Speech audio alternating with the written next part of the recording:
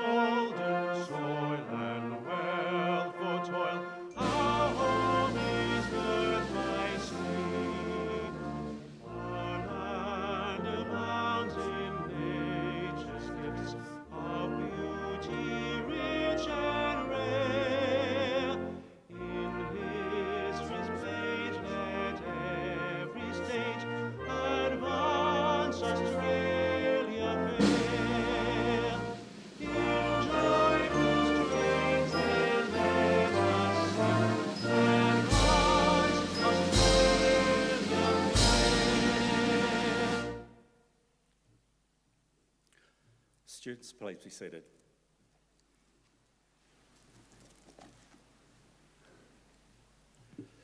The Australian War Memorial was the vision of Charles Bean, Australia's First World War official historian. Bean landed with the Australian troops on Gallipoli and stayed with them at the front through to the end of the war. The idea of this national memorial and museum came to him at Pozières, France, in the depths of the bloody fighting of 1916. Bean's idea was that this would be a place where families and friends could mourn their loved ones buried in faraway places. It would also be a place that could help all Australians understand what these men and women had endured and what they had done for us.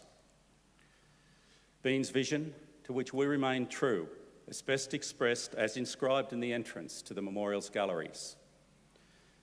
Here is their spirit, in the heart of the land they loved. And here we guard the record which they themselves made. Tonight we'll read the story behind just one of those on the Roll of Honour, which lists the names of more than 102,000 men and women who have given their lives for us in war and on operations for more than a century. But first, we present a lament, flowers of the forest. Wreaths and floral tributes will now be laid at the base of the Pool of Reflection.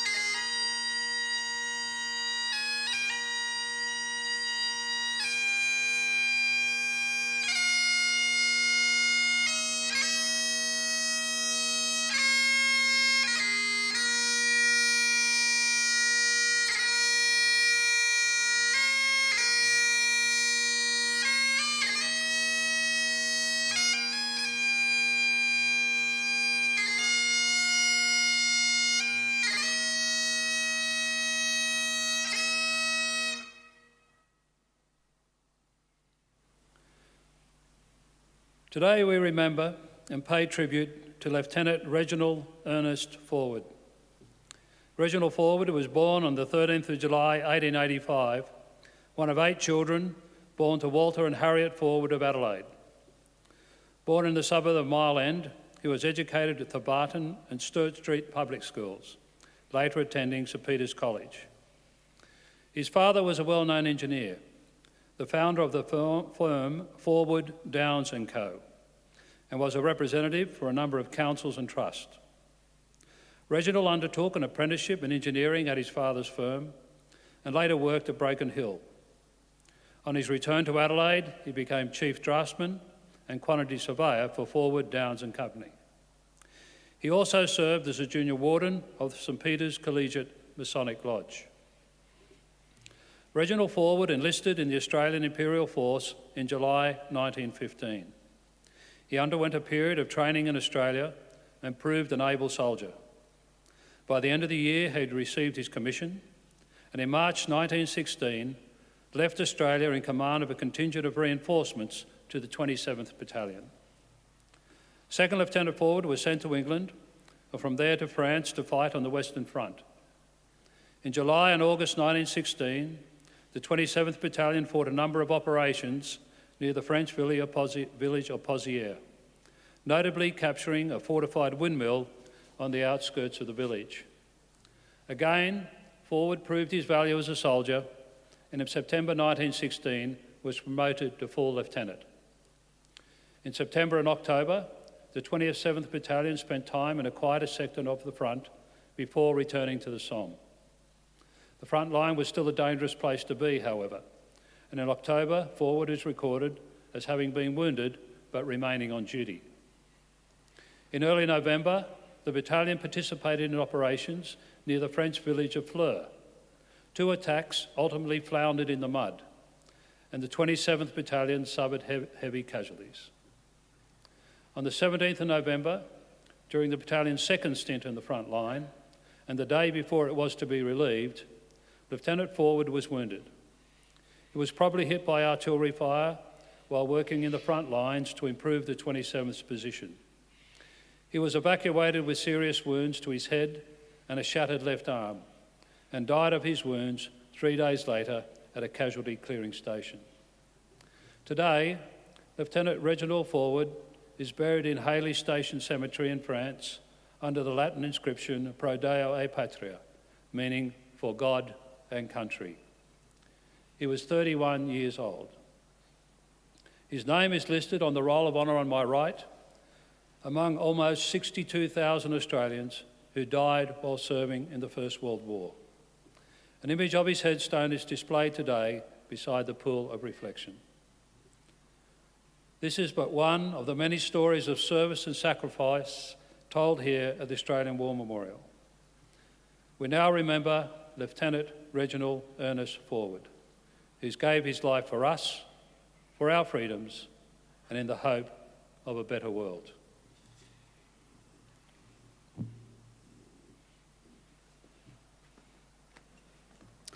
If you're able, please stand for the reading of the Ode and the sounding of the last post.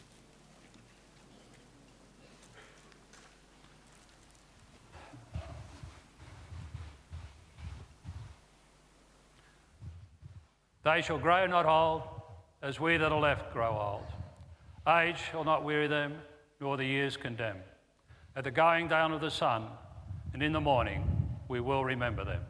We will remember them.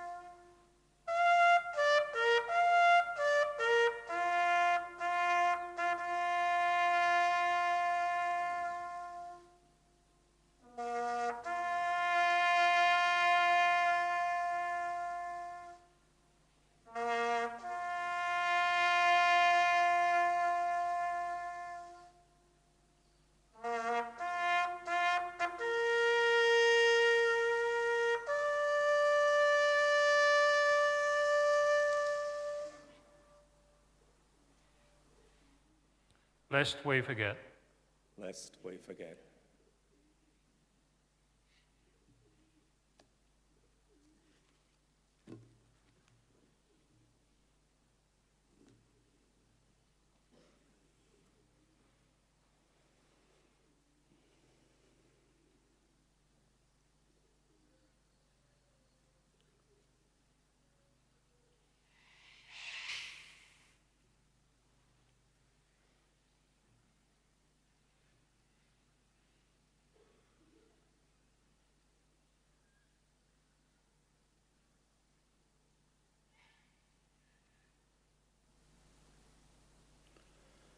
We leave you this evening with the words of the memorial's founder, Charles Bean. Many a man lying out there at Pozières or in the low scrub at Gallipoli with his poor, tired senses barely working through the fever of his brain has thought in his last moments, well, it's over. But in Australia, they will be proud of this. Ladies and gentlemen, girls and boys and students, that concludes this evening's last post ceremony. We thank you for visiting the Australian War Memorial and wish you all a very good evening. Thank you.